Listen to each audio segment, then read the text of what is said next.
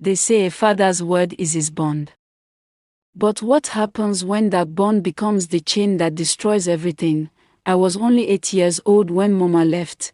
I can still hear her soft voice on that rainy night, whispering my name like she knew it would be the last time.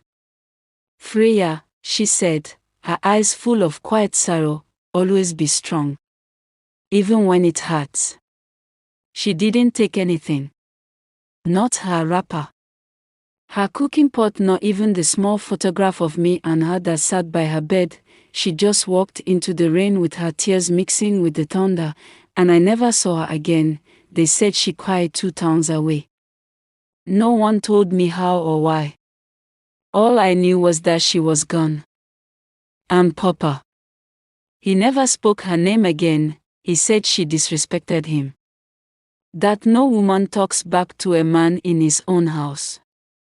That he was the head, and Mama should have bowed, but I remember what Mama said. Your father is not a bad man, Freya.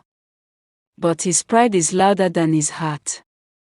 After she left, the house turned cold. Not from harmattan, but from silence. Papa no longer smiled.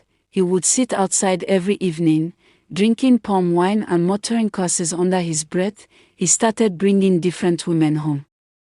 Women who laughed too loudly and beat me when he wasn't looking. One even burned my hand with a cooking spoon because I spilled her stew. I told Papa. He slapped me. You want to chase her away like your mother? He barked. That woman gave me peace, and you want to destroy it. Peace was peace when she sold her gold earrings to pay my school fees while he bought a new radio. I didn't understand. I was just a child. But deep inside, I knew something was wrong.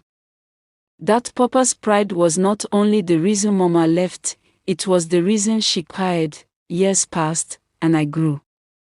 But pain grows too. Like a seed buried deep, watered by silence and neglect, I learned to survive. I learned to cook, clean, and stitch my own wounds. I became everything Mama would have wanted me to be, except happy, and Papa, he aged like a rotten mango. Bitter and alone. The women left, one by one, after draining what little was left of him. And by the time I was 21, he was just a shell of the man who once walked all through our village. One evening, as he coughed blood into a rag, he looked at me and whispered, "Call your mother." I froze. He looked confused. Lost and old. She's gone, Papa. You chased her away. Tears filled his eyes. For the first time, I saw regret. Real regret. I didn't know. She was all I had. It was too late and he gave up, and that's how I learned that pride looks strong on the outside. But inside, it cries everything you love. 3 weeks after Papa cried, I found it. It was hidden in the old wooden box under his bed, the one with rusted nails and the smell of dust and forgotten years. I almost didn't open it. But something in me said, look. There's something he never told you. And there it was. Folded neatly, wrapped in Mama's old scarf. Her handwriting. Slanted and soft, like her voice, it was a letter addressed to me. My dear Freya, if you are reading this, then maybe life finally gave you the answers I couldn't. I never wanted to leave you. My heart broke into pieces the night I walked out. But I had to choose between staying alive and dying slowly in silence. Your father was not always this way. He once loved me, truly. But the world taught him that being a man meant shouting instead of listening. Commanding instead of caring. He stopped seeing me. I became furniture. A servant and a shadow. I stayed because of you. But one day, when he raised his hand and you screamed, something in me broke. I couldn't let you grow up thinking love looked like fear, so I left, not to run away, but to breathe. I wanted to find work and come back for you. I wanted to build something better, Even if the world had nothing to give to a woman like me, but if I don't make it, please forgive me. I failed you. But I never stopped loving you, never. You are my sun in the dark. My reason and my heart working outside my body. Love always, Mama. I read it 6 times. Each time, my tears soaked the page more than the last. Mama had cried trying to save me. She didn't just walk away. She walked into the world with no money, no support, just the hope of giving her child a better life. But the world is cruel to women who walk alone. And Papa, he never told me about the letter. He kept it. All these years, he had read it. I could tell by the tear stains on the corners. He read her pain, her heart and her goodbye, but he never changed. Why? Was it guilt? Shame? Or was his pride still louder than his love? That night, I sat on the cold floor and wept for 2 parents. One who cried trying to live, and one who lived like he was already dead. The next day, I went to Mama's grave. It was unmarked, in a quiet village with no roads, just red sand and forgotten names. I knelt, I placed the letter on her grave, and I whispered, I found it, Mama. I found you. I understand now. But my voice broke. I'm sorry it took this long. From that day, I made a vow. I would tell her story. I would teach young girls what love should never feel like. I would teach young boys that being a man is not about control, but compassion, that a raised voice does not make you strong, it makes you feared, and fear is not love. After Papa was buried beside our old compound, I expected peace to follow, but peace didn't come. Instead, I started to hear whispers in the village. Quiet ones. At first, they were like the wind, easy to ignore. Is it true Freya's mother didn't cry in the bush? She's digging up the past. Why now? Some truths are better left buried. At first, I didn't understand. But something told me there was more. More about Mama's death and about the life she ran from, so I began to ask questions. I started with Auntie Remy, Mama's childhood friend. She was one of the few who never turned her back on Mama. Her eyes filled with fear when I mentioned the letter. You found it? Yes. She wrote to me. She wanted to come back, but she never did. Auntie Remy sat still for a long time.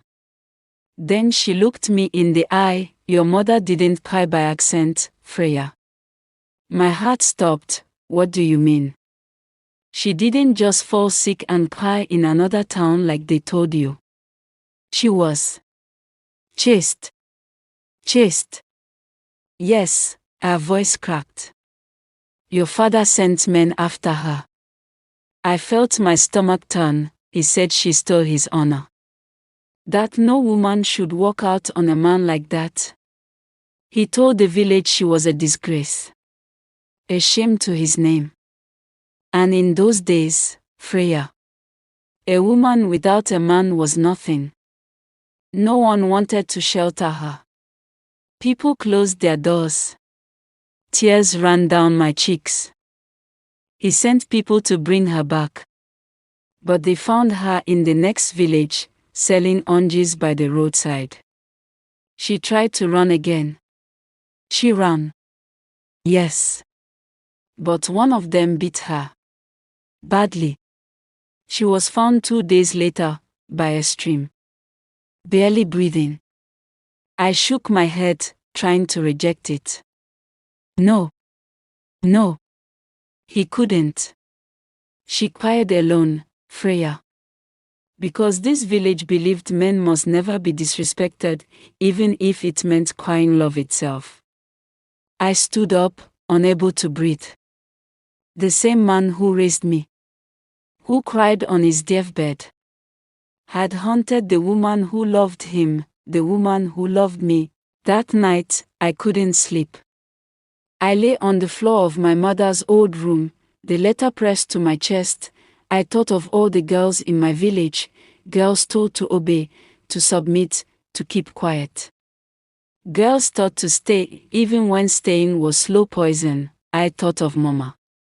And how many women like her were buried without justice, without truth. So I decided something, I would speak. At the next village meeting, I stood before the elders, my hands were shaking.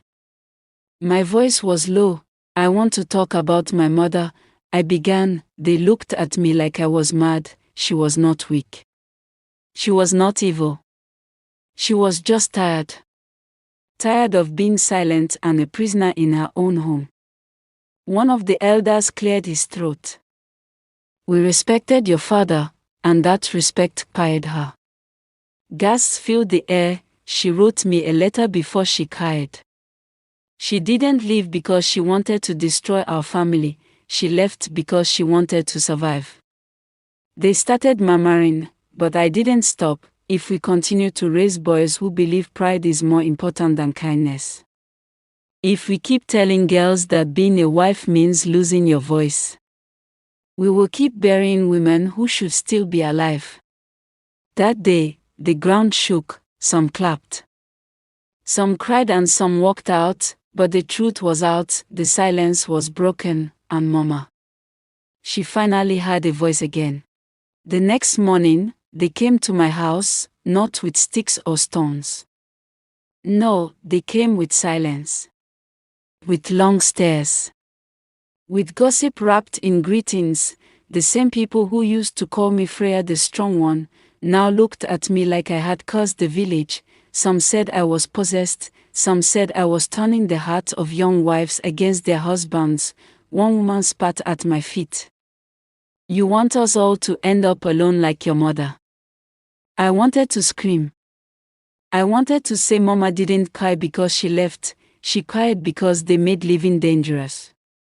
Because they made love feel like a prison, but I said nothing. That evening, as the sun dipped low and the sky turned orange like fire, I saw him, a man, standing at the edge of our compound, tall and dark. Maybe in his late 40s. His eyes were heavy with something I couldn't name. And across his left cheek was a scar. Deep. Like something that healed, but never really healed. He didn't speak at first. Can I help you? I asked. He stepped forward, slowly. Then he removed his cap. I knew your mother, he said, quietly. My heart jumped. Who are you? My name is Simba. I was one of the men your father sent.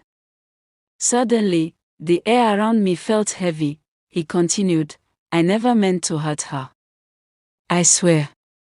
I was young and foolish. Your father paid us to bring her back. He told us she was mad. That she was going to cry herself. He said we were saving her. I clenched my fist. You believed him. He nodded, shame in his eyes. Until I saw her. I saw the fear in her eyes. And how she clutched your photo in her hand like it was the only thing keeping her alive. Tears filled his eyes. She begged me not to let them take her. She said she was going to find work and return for you, but she just needed time. I swallowed hard. What happened next? I fought the others and tried to protect her. That's how I got this. He pointed to his scar. But it was too late. They beat her badly. I carried her to a small clinic in the bush. She stayed alive for 2 more days. I never left her side. She said your name over and over. She kept asking me to tell you that she loved you, that she was sorry. I fell to my knees all this time. Mama didn't cry alone, she cried with a stranger holding her hand, with love in her last breath. Simba knelt beside me. I never forgave myself. I've spent every year trying to make it right. I came to the village many times, but your father warned me never to speak to you. Why now? I asked, because you spoke and broke the silence. And I think it's time the truth buried with her finally comes to light. Later that night, he gave me something, a small necklace. This was hers, he said. She gave it to me before she cried. Told me to give it to you when you were ready. I took it in my hand. It was old, the thread almost breaking, but the pendant still shone, a little heart, and inside it, a piece of paper that is faded. Almost invisible, but I could read the words, to my daughter Freya, never accept love that makes you small, you are not weak for walking away. You are strong for surviving. That night, I wore the necklace and stood before Mama's grave once more. I found him, Mama. The man with the scar. The one who held your hand. I know everything now.